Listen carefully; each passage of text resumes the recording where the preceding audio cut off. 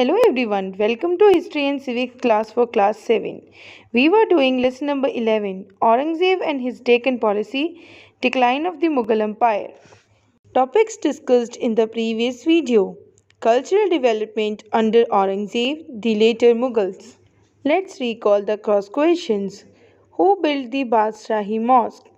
Name the book which was compiled under Aurangzeb's patronage.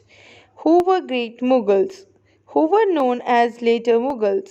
Between whom the Third Battle of Panipat was fought? Students, in today's topic, we will come to know how the vast and the flourished kingdom of Mughal Empire started declining rapidly. What were the reasons? The Mughal Empire was very vast. Its rulers were capable and efficient till the last great Mughals. The empire started declining rapidly after the death of Aurangzeb.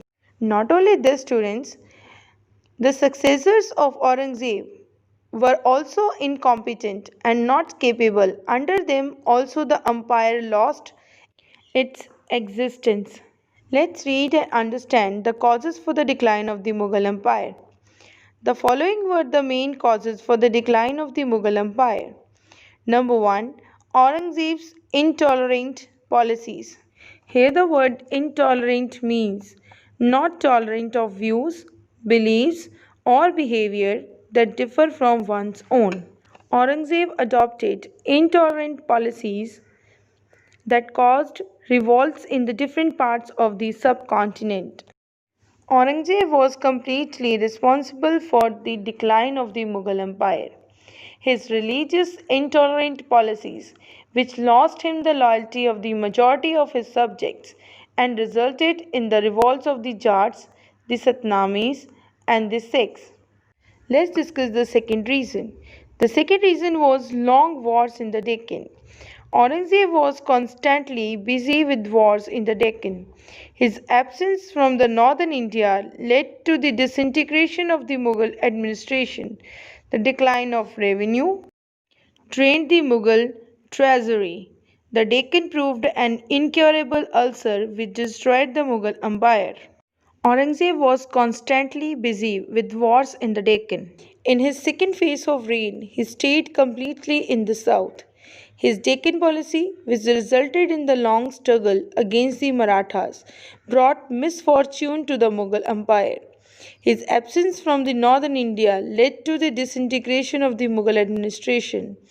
The Deccan proved as an incurable disease which destroyed the wealth of the empire completely. The third cause was weak successors. The successors of Aurangzeb were weak and inefficient. They were unable to keep a check on their powerful mansabdars, local chieftains, and other groups. The nobles, who were appointed as governors or subedars, generally controlled the revenue and military administration of the empire. As a result, they became very powerful and the revenue of the Mughal Empire declined. The successors of Aurangzeb were weak and inefficient. The local zamindars, mansabdars, were more powerful. The successors of Aurangzeb proved incapable and degenerate that sealed the fate of the empire. After Aurangzeb, no Mughal emperor rightly deserved to be the emperor. Most of them were addicted to wine and intoxication. No empire could exist under the rule of such rulers. The nobles, who controlled and collected the revenue of the full empire. As a result, they became more powerful, and the collected revenue went in the pockets of the nobles and subedars, and consequently, the revenue of the Mughal Empire declined. Next reason was competition among nobles. The Mughal Empire also became weak due to the competition amongst different group of nobles. The nobles were divided into two major groups, the Iranis and the Turanis. The later Mughal rulers were puppets in the hand of either of these two powerful noble groups. Remarkably, the two Mughal emperors, Farrukhsiyar and Alamgir II, were assassinated. The word assassinated means murdered for the political reason, while the two others, Ahmad Shah and Shah Alam too were blinded by their nobles. The nobles became more powerful as they were the revenue collectors and they had dispute and competitions among each other, and they were divided into three main groups: Iranis, Turanis and Hindustanis. In your book, only two groups are given, so I will discuss only two groups. Iranis were the nobles belonged to Iran. Turan is a historical region in the Central Asia. Turanis were the nobles belonged to Turan region of Central Asia. As a result, the nobles were more powerful, and the later Mughals were the puppets in the hands of the nobles. Two later Mughal emperors, Farrukhsiyar and Alamgir II, were murdered, and Ahmad Shah and Shah Alam II were blinded by their nobles. Another reason was revolts by peasant. Peasants mean farmers. Peasants and zamindars were uneasy with the mounting taxes. Mounting means increasing. They were also induced by the powerful chieftains. Chieftains means the leader of a class to consolidate their own positions. Here the word consolidate means to make physically stronger. So they revolted in many parts of the empire. The peasants, the local zamindars, were not happy with the increasing taxes. They were also they were also forced by the powerful chieftains, leaders, to make their position stronger in the empire.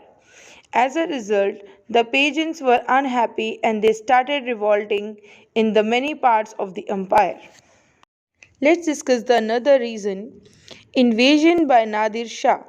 The ruler of Iran, Nadir Shah, invaded Delhi in AD 1739.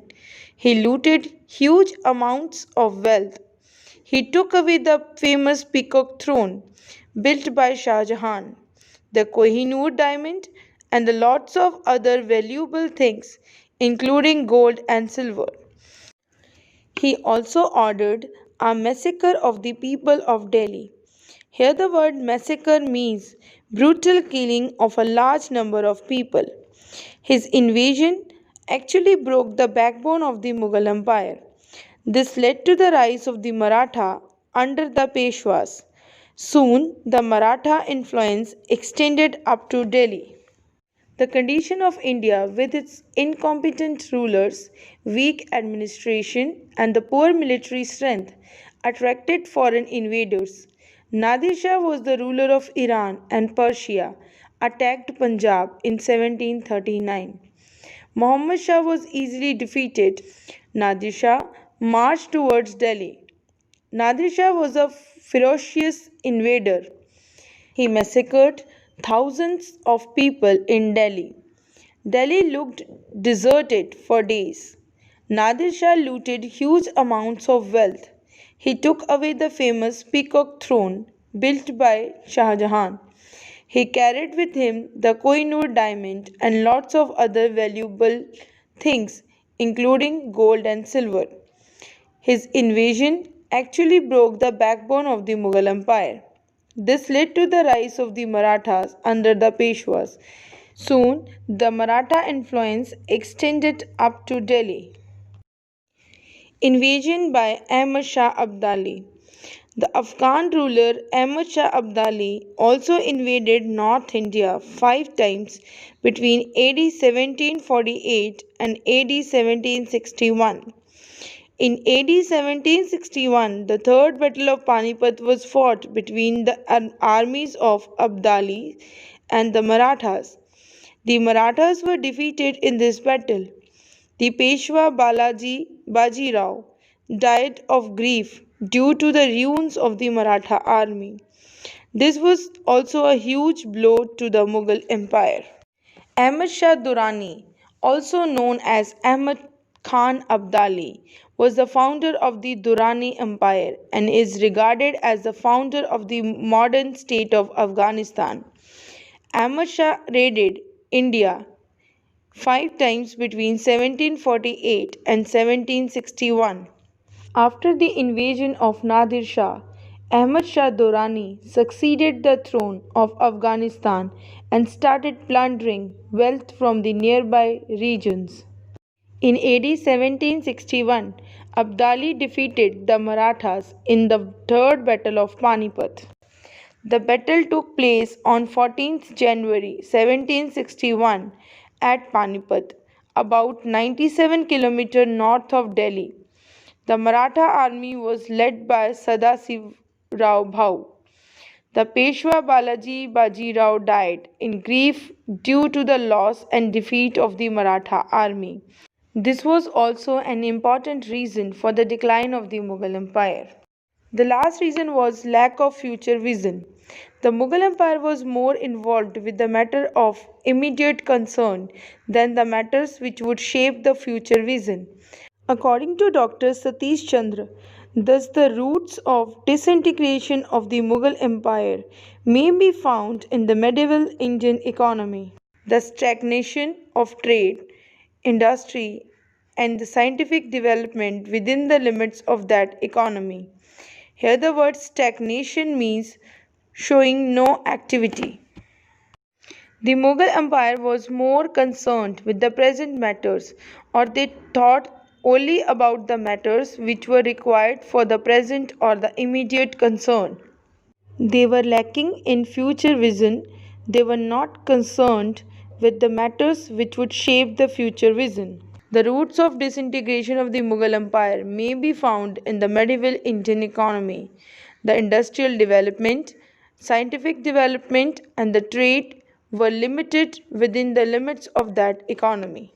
So students, this is the end of the today's topic as well as the chapter. I hope you understood the topic well. You will able to solve the exercises by yourself. Don't forget to learn the terms. I will come with the next video. Thank you. Have a nice day.